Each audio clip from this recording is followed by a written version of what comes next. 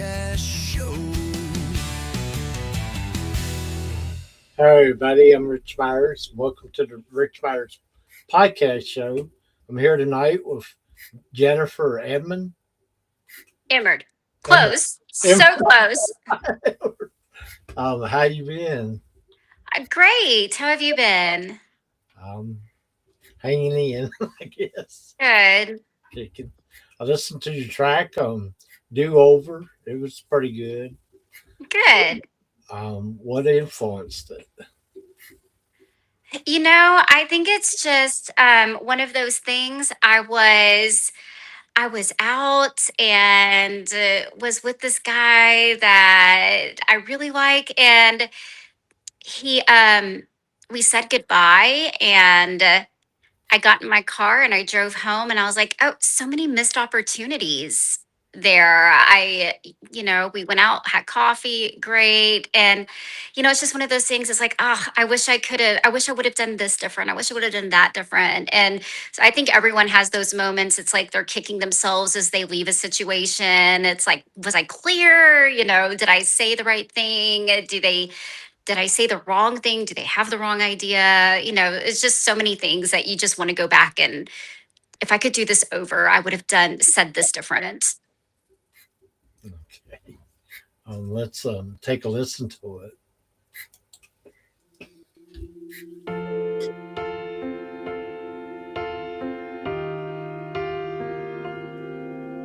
If I could stop, rewind time, and do some things today, wouldn't have stopped to think, overanalyze, talk about yesterdays.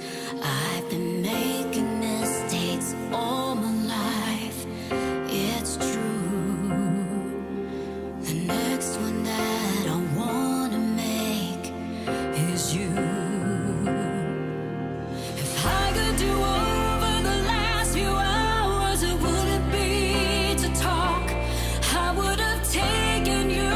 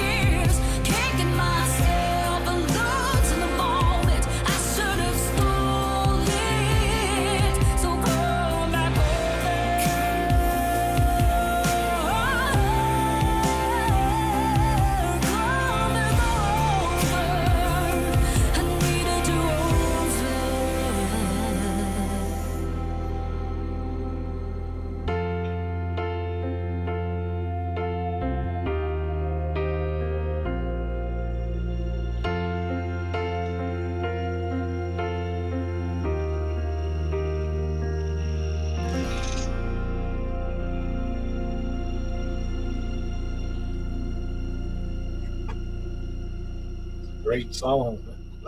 Thank you. Um, do you got any other songs, concerts, and what's next? Yeah, I have several shows booked. Not this weekend, but next weekend, I'm going to be in Terrell for their Heritage Museum Wine Walk. So I will be performing there. I'm going to be headed up to CMA Fest in next month and have a couple of showcases there. Going to be back in the studio, getting another song ready. That one's going to be pretty exciting. Um, but there's just so much going on, so many shows that are on the calendar now. And so I'm really excited. There's a lot of new things happening.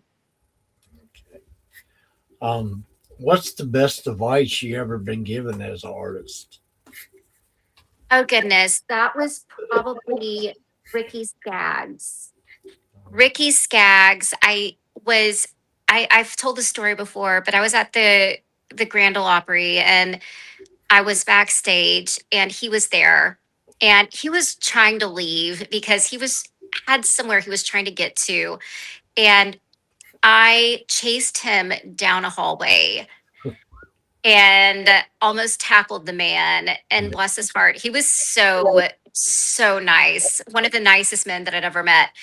And I every time I see someone who's successful and has a career that I would, you know, be honored to be a part of, I'm like, just give me some advice, just give me one line, something great that I can take with me from this moment. And he said, whatever you do for your music every day, and he's like, what can you do today that would, whether you're singing secular music, Christian music, doesn't matter, but how can you use it to glorify God? Even if it's, even if you're not in the Christian realm, just what can you do with your career that's positive? So I try to do that. I hope I do, but I'm a secular artist most of the time, but I'm not, so I try to make sure that I'm being positive with my music and hopefully influencing others. Yeah, when I lived in Murfreesboro, I lived right down the road from the Whites. His wife's parents. Mm, Yeah, it's pretty neat. yeah, great guy. Yeah. Um, okay.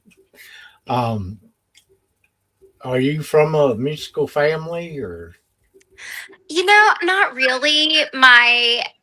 I grew up, my parents, my dad used to sing in choir at church. Um, but it's just something that I've loved doing. I loved being in musicals and doing theater and then pursuing a vocal career. I've just really enjoyed it. And then getting into songwriting and being able to be vulnerable on another level, with telling stories and connecting with people in a live audience. I really enjoyed that. Um, do you remember your first music teacher? Yeah. I do. Yes. Mary Loy. And she was great. I started working with her when I was 12ish. And she was fabulous. And I worked with her for a few years. We worked together for a long time. Do you write your own music or?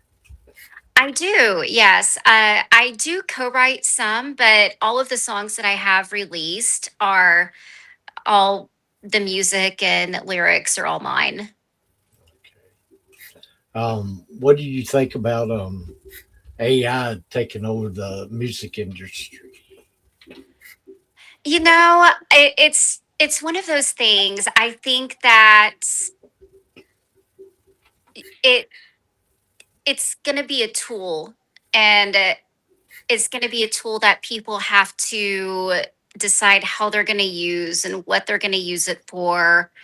And really be careful that you stay true to being an artist and not, there's just so much and it's so new. And I don't think we've even scratched the surface yet of what we can do. But yeah, it's a great tool like everything else. But I don't think that's something that we should use to create um, the fullness of our art. I think that as an artist, it's created by a person.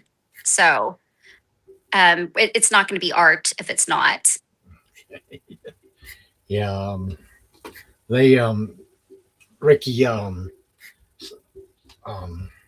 Randy Travis's new signal. It was done by AI Okay. because he can't talk because he had that stroke. Hmm. They took his voice from old CD and put it on to the new one. Okay. I haven't heard that. I'll have to go listen.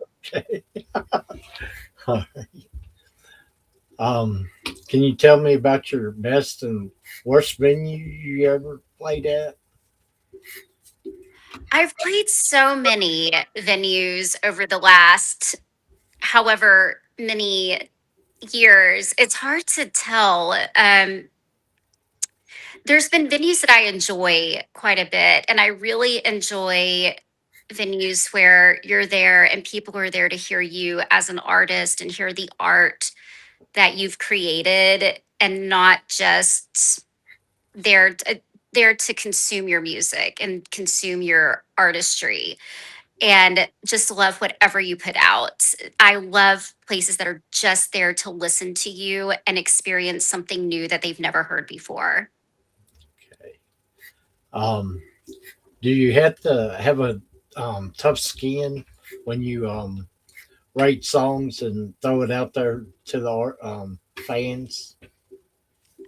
Probably. I I write, and if it's my art, and if people like it, they like it. It's like going to a museum. It's like you prefer certain art or whatever style, but I assume that if someone likes it, they'll come back for more, and if they don't, they'll just move on to the next artist. Um, when you not doing music, what do you like to do? I I have four daughters. I love spending time with them. I love spending time with my family and just hanging out. And I'm not one for really going out much. I'm there. I really don't have a lot of downtime though. I just like spending time with my family and my people and it, writing when I'm at home and going out and doing music when I'm not. Where can people go and see your videos, music, and events? Yeah, if you go to jenniferemard.com, there's links on my website to all of my social media, and my um, concert schedule is also listed on there. If somebody goes to see you sing, how how would you describe the music that you play? I would say it's very, um, I, I would describe it as an experience. It's an emotional, musical, lyrical experience where I'm going to sit, sing songs, tell my story, and hopefully entertain you and connect with you along the way. I think it's good, and people keep asking for it, so I guess it's okay. Um, if you was a CD, what would you be called? If I was a CD, Yes. oh, I don't know. Do people have CDs anymore? Would I be outdated? If I were a CD, they would call me outdated. Okay. Well, thanks for being on the show tonight. I've really enjoyed having you back. Well, thank you. Thanks for having me. This was fun.